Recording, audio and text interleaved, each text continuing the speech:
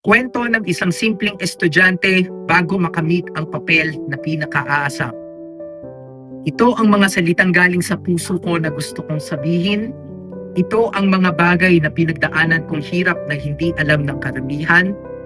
At ito lahat ang mga pangyayaring nagbigay aral sa akin at naging parte ng aking kwento sa loob ng 4 na taon.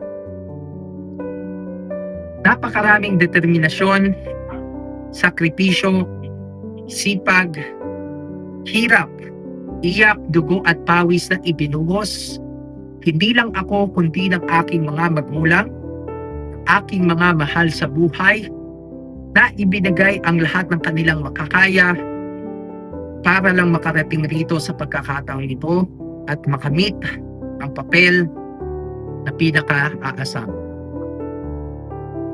Isang uri nga lang naman talaga ng papel ang diploma, pero ang halaga na tinitingnan rito ay ang pagsusumikap, paghihirap at dedikasyon na ipinakita ng bawat mag-aaral na nagtapos, gayon din ang kanilang mga magulang o tumayong mga magulang na nagbigay gabay, pagmamahal at suporta.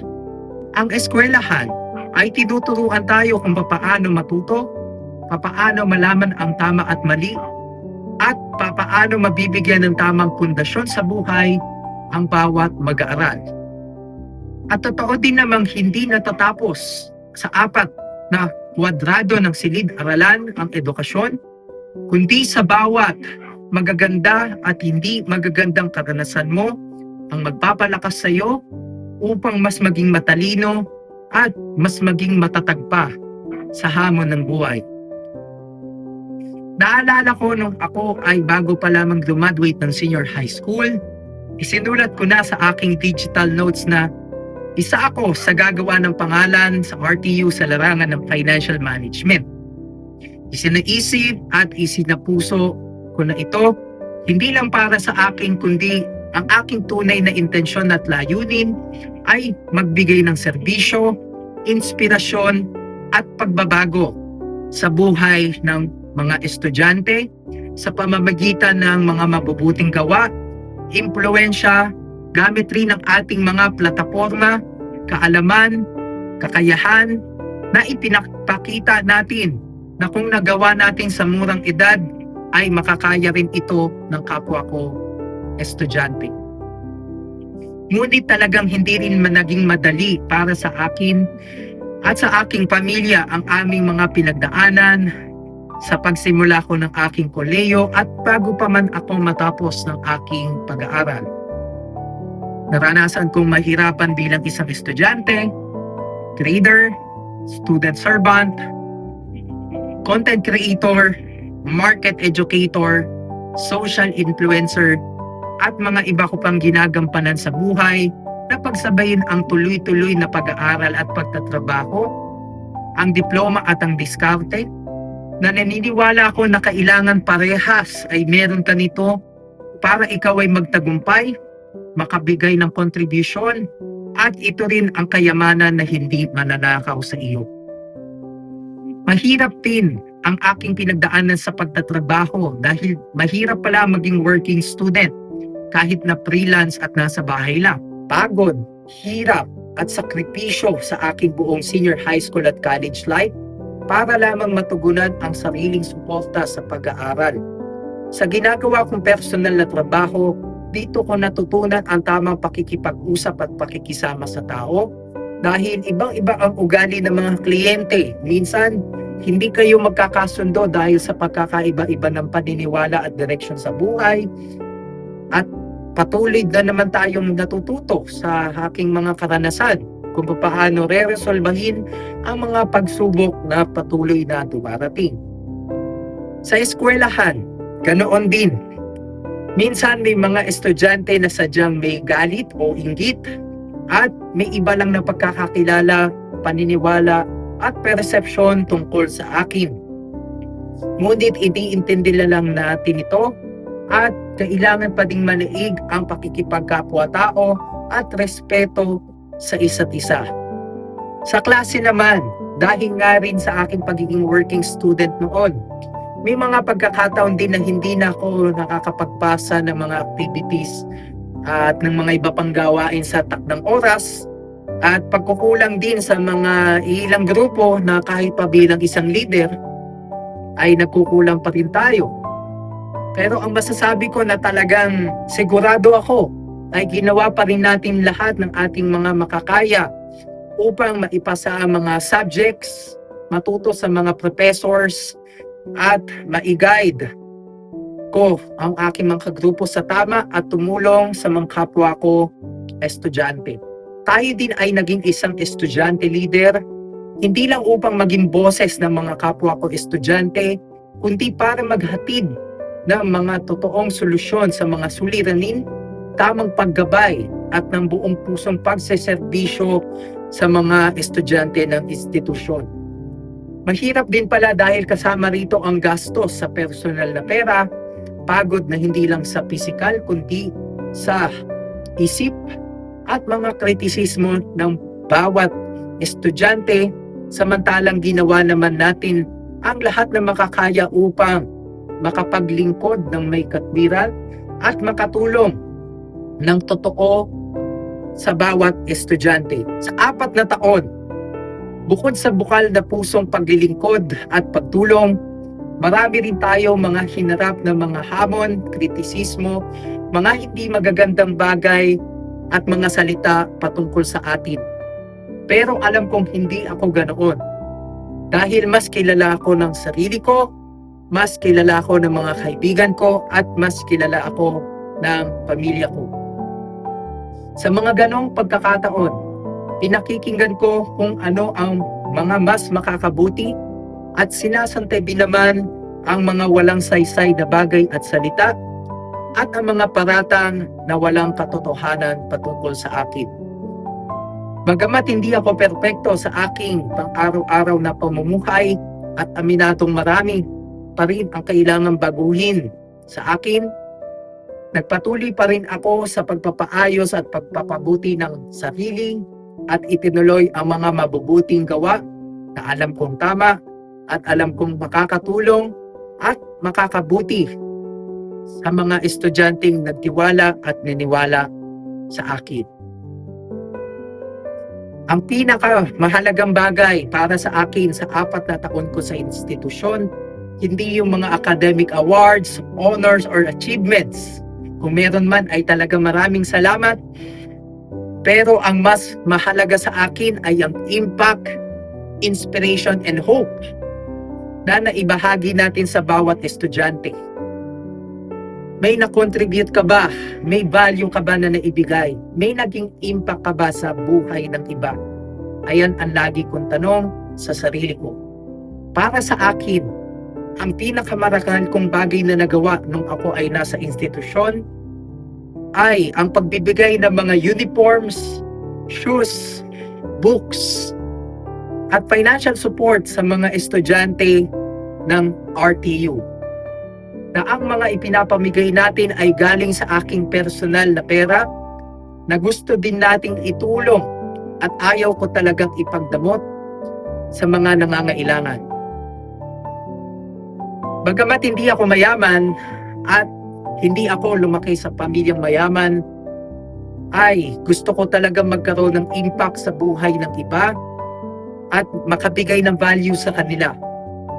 Dahil dito, marami namang mga estudyante at mga magulang ang natuwa at nabigyan ng pag-asa, at walang katumbas na halaga ang kanilang mga mensahe ng pasasalamat at ang saya na naidulot nito sa akin.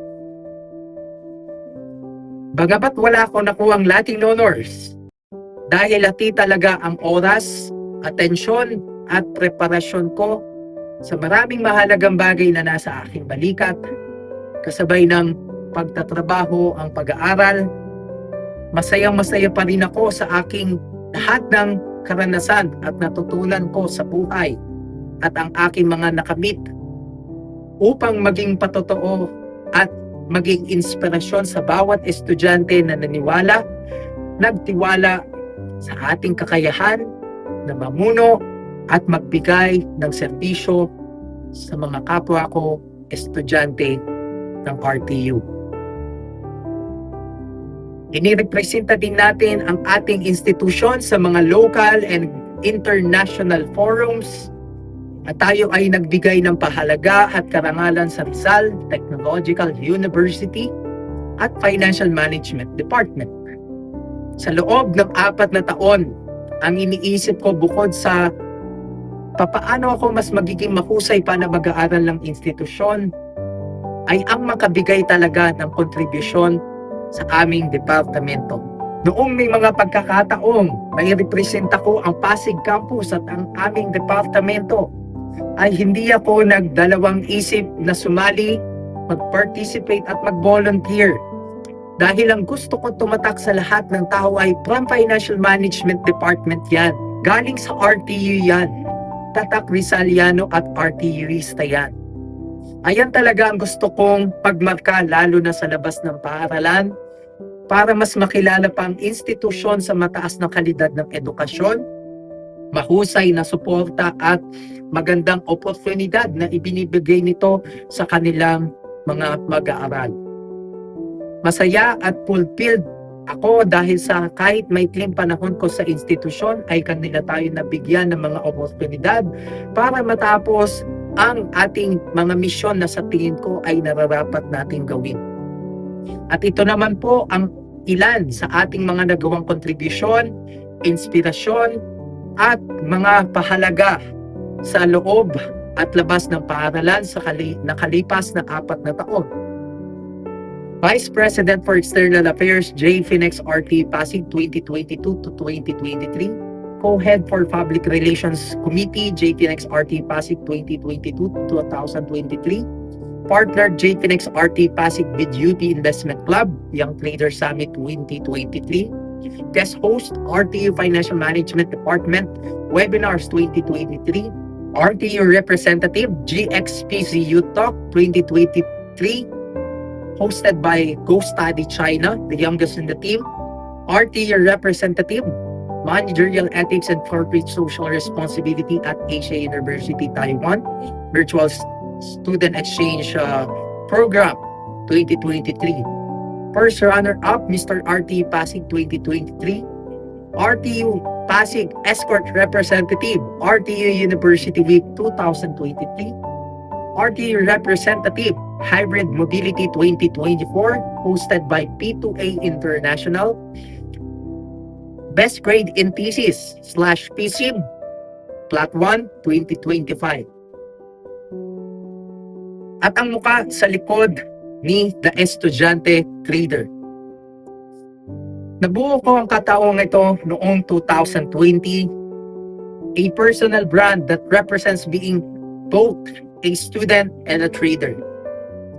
Na ipinapakita natin na kahit nag-aaral pa lang tayo ay pwede nating pagsabayin ang diploma at diskarte at kung dedicated ka at kung gugustuhin mo talaga. Na pwede ka nang matuto ng mga bagay about finances, investments, economics at pwedeng makapagbago ito ng buhay mo at para makabigay ka ng value and inspiration sa ating mga kapwa Pilipino. Noon pa lang, hilig ko na ang matuto ko tungkol sa trading, yung mga bagay tungkol sa mga financial markets and asset classes. Kaya bago pa man mag-pandemic, personal na ako nagbabasa ng mga economic news at nag-aaral ng mga charts ng iba't ibang stocks dahil PSE pa ang uso noon. At unti-unti crypto at ibang investments, ventures naman ang umusbong ng mga oportunidad. Para sa akin, basta pinag-aralan mo at may tamang mindset at risk management, okay lang naman subukan ang iba't ibang mga opportunities at basta protektahan mo ang kapital mo at maging disiplinado. Ang totoo niyan, bago pa man ako magsimula sa pagiging content creator at bago ko pa man mabuo ang aking brand name, naging online seller muna ako ng mga earphones and other gadget accessories noong pandemic era. At wala pa nga pandemic noon, high school pa lang ako Nagbebenta na ako ng mga accessories ng gadgets, nakikipag-deal na ako sa mga iba't ibang klase ng tao, at natuto na ako kung paano magnegosyo, kung paano makipag-usap ng tama kahit kaninong tao, at ang pinaka-importante ay yung may pakikisama at respeto ka sa kahit kanino pa at ano pa ang estado nila sa buhay.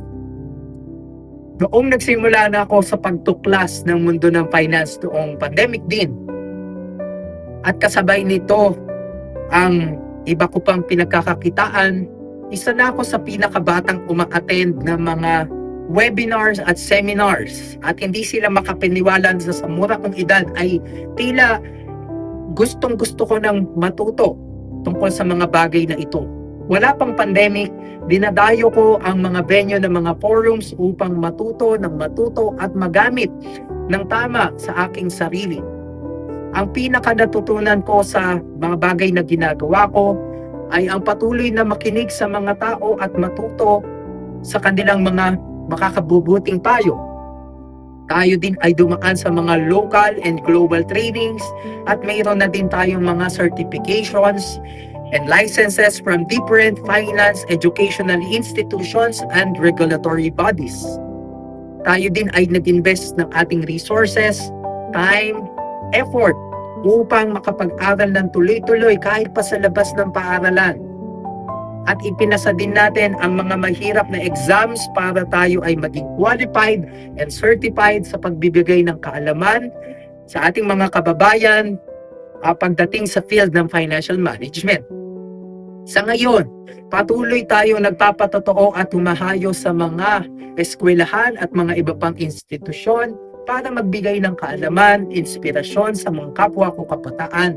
Maraming salamat din sa pag-imbita nyo sa akin sa mga iba't ibang lugar, sa mainit na pagtanggap sa akin, at pati na rin sa ibang bansa ay umaabot na tayo dahil sa ating misyon at layunin na magkaroon ng pagbabago sa ating bansang Pilipinas at maging isa sa mga solusyon na magbibigay liwanag sa matagal ng sakit ng ating lipunan, ang kahirapan na humahadlang sa pag-unlad at pag-asenso ng ating mga mamamayan.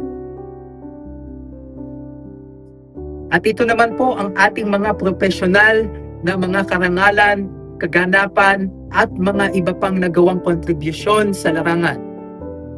Certificate holder, CFA Institute Investment Foundations, Certificate holder, Financial Modeling and Valuation Analyst, Certificate holder, Certified Technical Analyst, SEC Certification Examination Passer, SEC Certified Capital Market Professional, Certified Investment Solicitor, Certified Fixed Income Market Salesman, former influencer partner of Exness Southeast Asia, youngest influencer delegate of Exness C in Kuala Lumpur, Malaysia, 3 Talks and Podcast, guest appearances on 95.9 Star FM Bacolod, 103.7 Star FM Rojas, Coins.ph, FEU Diliman, FEU Cavite, NEU MOA, TIP Manila, and Buting Senior High School. Other remarkable achievements and milestones. Achieved first 100,000 pesos at age 18. Achieved first million at age 20. TikTok followers 37,000. YouTube subscribers 25,000. Facebook followers 9,000. More than the accomplishments and recognitions that I obtained, what mattered most to me, I shared hope, inspiration, and value to kapwa financialistas, estudyante traders, and the Filipino youth. Maraming salamat sa Panginoon. Sa iyo ang kapurihan at katakilaan. Hinding-hindi ko maaabot ang lahat ng ito kung hindi dahil sa iyo, sa gabay, sa grasya at pagmamahal mo. Maraming salamat sa aking pamilya, sa mga naging guro ko, sa mga naging kaklase ko, sa mga kaibigan ko, at lahat ng mga tumulong sa akin.